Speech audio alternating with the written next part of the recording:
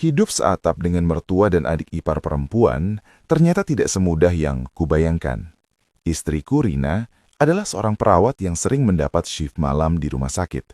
Saat Rina pergi bertugas, rumah yang besar ini hanya menyisakan aku, ibu mertuaku, Ibu Asih, dan adik ipar perempuanku Sari yang baru saja lulus kuliah. Ibu Asih adalah wanita paruh baya yang masih tampak sangat bugar dan selalu tampil rapi. Sementara Sari adalah gadis pendiam yang sering kali mencuri pandang ke arahku saat kami makan malam. Masalahnya bermula karena kebiasaanku. Aku sering terbangun tengah malam karena haus atau sekedar ingin merokok di teras belakang. Suatu malam, sekitar jam 2 pagi, aku keluar kamar menuju dapur. Saat melewati ruang tengah, aku terkejut melihat lampu kecil masih menyala. Di sana, aku melihat Ibu Asih sedang duduk termenung sambil memijat kakinya. Randy, belum tidur?" tanyanya dengan suara serak yang entah kenapa terdengar berbeda di telingaku. "Haus, Bu. Ibu kenapa belum tidur?" jawabku sambil mendekat. "Kaki ibu kram lagi, Ren. Mungkin faktor usia. Rina nggak ada, ibu jadi nggak enak mau minta tolong," ucapnya sambil menatapku dengan tatapan yang sangat dalam. Baru saja aku hendak menawarkan bantuan, tiba-tiba pintu kamar sebelah terbuka. Sari keluar dengan pakaian tidur tipisnya. Wajahnya tampak terkejut melihatku dan ibunya berada di ruang tengah pada jam segini. Bukannya masuk kembali, Sari justru ikut bergabung duduk di sofa. "Loh, Mas Randy sama ibu lagi ngapain? Kok nggak ngajak Sari?" ucap Sari dengan nada manja yang aneh. Di momen itu, aku menyadari sesuatu. Ada kecerdikan yang disembunyikan oleh kedua wanita ini. Mereka berdua seolah sudah tahu kebiasaanku yang sering terbangun malam. Tatapan Ibu Asih yang penuh pengalaman dan senyum tipis Sari yang penuh misteri malam itu membuat bulu kudutku berdiri, sekaligus memicu rasa penasaran yang berbahaya. Mereka berdua seolah sedang memainkan sebuah permainan tanpa suara, di mana aku adalah hadiah utamanya saat Rina tidak ada di rumah. Suasana ruang tengah malam itu terasa begitu mencekam, namun membangkitkan suasana. Jarum jam dinding seolah berdetak lebih keras, seirama dengan degup jantungku yang tak keruan. Rina masih ada di rumah sakit, menyisakan kekosongan yang entah kenapa malam ini diisi dengan cara yang sangat ekstrem. Ibu Asih masih duduk di sana, menyandarkan punggungnya di sofa empuk. Ia mengambil sebuah botol kecil berisi minyak urut dari atas meja. "Ren, maaf ya kalau ibu lancang, tapi kaki ibu benar-benar kaku, rasanya menjalar sampai ke punggung. Kamu kan laki-laki. Tenagamu pasti lebih kuat untuk menekan urat yang terjepit ini," ucapnya dengan suara yang rendah dan penuh permohonan. Aku ragu sejenak. Namun Sari yang duduk di seberangku justru menimpali dengan nada yang sangat tenang, seolah ini adalah hal yang biasa. "Iya Mas, bantu ibu. Sari tadi sudah coba pijat, tapi tangan Sari kecil, nggak berasa. Mas Randy kan tangannya besar, pasti ibu langsung enak." Dengan tangan yang sedikit gemetar, aku menerima botol minyak itu. Wangi aromaterapi yang tajam mulai memenuhi indera penciumanku. Aku duduk di lantai, tepat di bawah kaki Ibu Asih. Begitu telapak tanganku yang diolesi minyak menyentuh betisnya yang masih kencang untuk ukuran wanita seusianya, aku merasakan sebuah tarikan energi yang aneh. Ibu Asih menarik nafas panjang. Kepalanya mendongak ke belakang, matanya terpejam menikmati setiap tekanan jemariku. "Iya, di situ, Ren. Kamu pintar sekali cari titiknya," desahnya pelan. Di saat aku sedang fokus pada kaki mertuaku, aku merasakan sebuah gerakan di sampingku. Sari berpindah posisi. Ia kini duduk sangat dekat di sebelahku. Bahkan lututnya sengaja bersentuhan dengan lenganku. Ia memperhatikan setiap gerak tanganku dengan mata yang redup. "Mas, bahu ibu juga katanya pegal. Nanti kalau sudah selesai kakinya, bahunya juga ya," bisik Sari tepat di telingaku, membuat hembusan nafasnya terasa hangat di kulitku. Aku merasa terjebak dalam sebuah skenario yang sudah disusun dengan sangat rapi. Kecerdikan mereka berdua sungguh luar biasa. Ibu Asih menggunakan alasan sakit fisik untuk mendapatkan sentuhanku, sementara Sari menggunakan kehadirannya untuk memastikan bahwa permainan ini aman dan terkendali. Mereka tidak saling cemburu. Baliknya, mereka seperti sedang bekerja sama untuk menguji seberapa jauh aku bisa bertahan. Setiap olesan minyak pijat malam itu seolah melunasi rasa sepi yang selama ini tersimpan di rumah ini. Aku tahu ini adalah sebuah jebakan yang manis. Jebakan yang dimulai dari minyak pijat, namun tujuannya jauh lebih dalam dari sekadar menyembuhkan kram. Di bawah lampu remang ruang tengah, aku menyadari bahwa malam-malamku ke depan tidak akan pernah sama lagi selama Rina bertugas di luar sana. Ruang tengah itu semakin panas, meski kipas angin sudah berputar di level maksimal. Aku baru saja selesai memijat bahu ibu Asih yang terasa kaku. Mertuaku itu tampak sangat rileks. Ia menyandarkan kepalanya di bantalan sofa dengan mata setengah terpejam, memberikan kode bahwa ia sangat puas dengan pelayananku. Namun, kejutan sebenarnya baru saja dimulai. Saat Ibu Asih mulai terlihat mengantuk dan beranjak pelan menuju kamarnya, ia sempat berbisik kecil sambil menepuk bahuku. "Makasih ya, Ren. Kamu memang menantu yang bisa diandalkan. Ibu tidur duluan, kakinya sudah enak." Kini, di ruang tengah itu hanya tinggal aku dan Sari. Suasana yang tadinya penuh dengan aroma minyak urut, kini berganti dengan aroma parfum vanila yang lembut dari tubuh Sari. Aku pikir Sari akan menyusul ibunya ke kamar, tapi ternyata dugaanku salah besar. "Mas, capek ya habis pijat ibu?" tanya Sari sambil mendekat. Suaranya sangat lirih, hampir seperti bisikan angin. "Ya, lumayan, Sar. Mas mau cuci tangan dulu," jawabku mencoba menjaga jarak. Tapi sebelum aku sempat berdiri, tangan Sari yang halus sudah lebih dulu menyentuh lenganku. Ia menarikku kembali untuk duduk. Kecerdikan Sari mulai terlihat jelas malam ini. Ia tidak menggunakan alasan sakit seperti ibunya. Ia menggunakan timbal balik sebagai senjatanya. "Gantian dong, Mas. Mas kan sudah capek pijat ibu. Sekarang biar Sari yang pijat Mas, biar adil," ucapnya sambil tersenyum penuh arti. Senyum yang mengiratkan bahwa dia pun menginginkan hal yang sama. Sebuah perhatian yang selama ini ia pendam. Sari berpindah ke belakangku. Jemarinya yang kecil mulai menekan pundakku dengan lembut. Namun yang membuat jantungku berdegup kencang bukan hanya pijatannya, tapi cara ia menyandarkan daguku di bahuku berkali-kali. Kami berdua terdiam. Namun diam kami adalah sebuah kesepakatan. Sebuah kesepakatan bahwa apa yang terjadi malam ini adalah rahasia antara aku, dia, dan Ibu Asih. "Mas, Sari tahu kok, Mas Randy sering kesepian kalau Mbak Rina shift malam. Sari juga sama, Mas. Kamar Sari itu dingin kalau sendirian," bisiknya tepat di samping telingaku. Aku tersentak. Sari bukan lagi adik ipar yang polos. Dia adalah wanita yang sangat cerdik, yang tahu kapan harus masuk dan mengambil kesempatan di saat kakaknya tidak ada. Di bawah lampu remang-remang itu, aku sadar bahwa aku tidak hanya terjebak oleh mertuaku, tapi juga oleh siasat adik iparku yang tak kalah berani.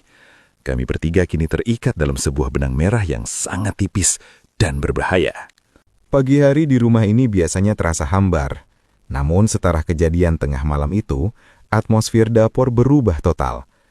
Rina sudah berangkat lagi ke rumah sakit untuk tugas pagi, meninggalkan aku di rumah dengan dua wanita yang kini memiliki rahasia masing-masing bersamaku. Saat aku melangkah ke dapur untuk mencari kopi, aku disuguhi pemandangan yang tak biasa. Ibu Asih dan Sari sudah berada di sana, namun mereka tidak sedang bekerja sama seperti biasanya. Mereka seolah sedang berlomba dalam sebuah kompetisi tanpa juri. "Randy, duduk dulu. Ini ibu sudah buatkan nasi goreng kesukaanmu. Pakai telur mata sapi yang masih setengah matang, seperti yang kamu mau," ucap Ibu Asih sambil menyodorkan piring dengan senyum kemenangan.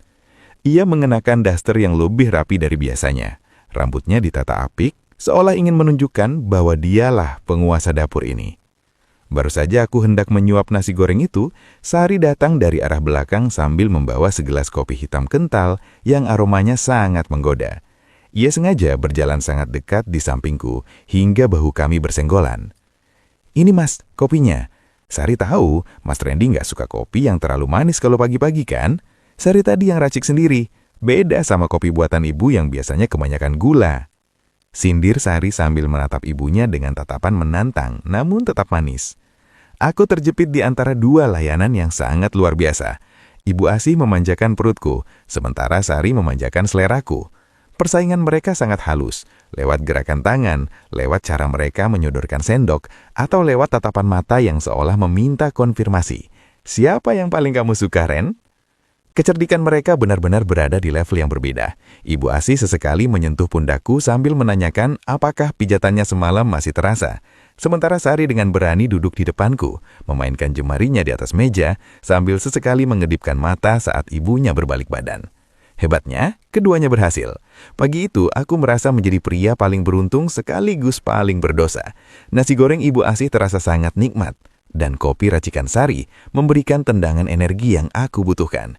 Aku menikmati setiap perhatian itu, setiap sentuhan kecil yang mereka berikan di sela-sela aktivitas dapur. Mereka berdua tahu aku menikmatinya. Dan di balik persaingan itu, aku mencium adanya sebuah kesepakatan tak tertulis. Selama Rina tidak ada, aku adalah milik mereka berdua di rumah ini. Dapur yang biasanya hanya tempat memasak, kini telah berubah menjadi medan tempur gairah yang sangat halus. Malam kedua tanpa Rina di rumah terasa jauh lebih berat, lebih pekat, dan penuh dengan rencana yang tak lagi malu-malu. Aku duduk di balkon belakang, mengamati bayangan di dalam rumah melalui kaca jendela. Aku bisa melihat Ibu Asih dan Sari seolah sedang melakukan tarian diplomasi di ruang tengah. Mereka berbagi tugas, mengatur waktu, dan sesekali berbisik seolah sedang membagi shift untuk menjagaku. Aku tersenyum tipis. Mereka mengira aku adalah umpan yang bisa mereka bagi sesuka hati. Mereka mengira kecerdikan mereka telah memenangkanku. Tapi malam ini, aku memutuskan untuk mengambil kendali penuh. Aku bukan lagi menantu atau kakak ipar yang pasif. Aku adalah pria yang akan memberikan siraman rohani yang sesungguhnya pada mereka berdua. Sekitar jam 1 pagi, suasana rumah mendadak sunyi. Aku sengaja mematikan semua lampu kecuali lampu remang di ruang tengah. Benar saja, pintu kamar Ibu Asih terbuka lebih dulu. Ia keluar dengan jubah tidur sutra yang berkilau, membawa aroma minyak melati yang sangat kuat. "Ren, Ibu nggak bisa tidur lagi. Kakinya benar-benar butuh sentuhanmu," bisiknya sambil mendekat ke arah sofa tempatku bersandar. Baru saja ia duduk di sampingku, pintu kamar Sari pun terbuka. Ia tidak tampak terkejut melihat ibunya di sana. Sari justru berjalan dengan tenang, membawa sebotol air dingin dan duduk di sisi lain dariku. Ibu ini selalu saja curi start. Sari juga mau minta diajarkan sesuatu sama Mas Randy malam ini. Ucap Sari dengan nada menantang namun penuh gairah. Aku menatap mereka berdua secara bergantian. Di tengah kesunyian itu, aku tidak lagi menuruti permainan giliran mereka. Kuraih tangan Ibu Asih di sisi kanan dan kurangkul bahu Sari di sisi kiri. Aku membawa mereka masuk ke dalam pusaran kekuasaanku. "Kenapa harus bergantian kalau kalian berdua sama-sama membutuhkanku?" ucapku dengan suara berat yang membuat mereka berdua terdiam seketika. Malam itu, aku memberikan siraman yang tak akan pernah mereka lupakan. Sebuah perhatian yang tuntas, sebuah kehangatan yang merata. Aku mematahkan persaingan mereka dengan menjadikan mereka berdua bagian dari dunia rahasiaku. Tidak ada lagi ibu mertua yang merintih kesakitan sendirian, tidak ada lagi adik ipar yang kesepian di kamar dinginnya. Di bawah lampu yang temaram, aku menunjukkan bahwa aku bukan sekedar pilihan, tapi aku adalah pusat dari kehidupan mereka di rumah ini saat Rina ada. Mereka berdua akhirnya menyerah pada kepemimpinanku, mengakui bahwa dalam diam mereka seutuhnya milikku. Malam yang tadinya mereka atur sedemikian rupa, kini justru berjalan sesuai dengan keinginanku. Kami bertiga telah melampaui batas norma, bersatu dalam sebuah rahasia besar yang terkunci rapat di balik dinding-dinding rumah yang sepi. Pagi kembali menyapa dengan cahaya keemasan yang menembus celah gorden. Suara kunci diputar di pintu depan menandakan Rina telah pulang dari tugas malamnya. Aku duduk di meja makan, menghirup kopi hangat dengan ketenangan yang tak terusik. Di dapur, Ibu Asih sedang menyiapkan sarapan dengan senyum yang jauh lebih cerah. Sementara Sari sibuk merapikan ruang tengah dengan binar mata yang segar. "Wah, rajin banget semuanya pagi ini," sapa Rina sambil mencium pipiku. Tampak lelah namun bahagia melihat keharmonisan di rumahnya. Ia tak pernah tahu bahwa di balik keharmonisan itu ada benang merah yang telah terikat erat antara aku, ibunya, dan adiknya. Kami bertiga telah mencapai sebuah kesepakatan tanpa kata. Persaingan antara Ibu Asih dan Sari telah melebur menjadi sebuah aliansi rahasia. Aku tidak lagi memihak salah satu, karena aku adalah pemilik dari kerinduan mereka berdua. Di hadapan Rina, kami adalah keluarga teladan. Namun di saat malam kembali sunyi dan Rina berangkat bertugas, pintu-pintu rahasia itu akan kembali terbuka hanya untukku. Rahasia ini adalah kunci yang menjaga kedamaian rumah ini. Selama Rina bahagia dengan pengabdian di rumah sakit, biarlah kami bertiga menjaga api kehangatan ini tetap menyala di bawah atap yang sama. Semua harmoni yang ekstrim, namun memberikan kepuasan yang seutuhnya bagi kami yang terjebak dalam zona romantis yang tak terbatas. Kisah Randy, Ibu Asih, dan Sari berakhir dalam sebuah rahasia yang terkunci rapat. Sebuah drama tentang bagaimana perhatian dan keberanian bisa mengubah ketegangan menjadi sebuah kesetiaan baru yang tak terduga. Terima kasih telah setia menyimak drama rahasia di balik pintu tengah, dari awal hingga akhir.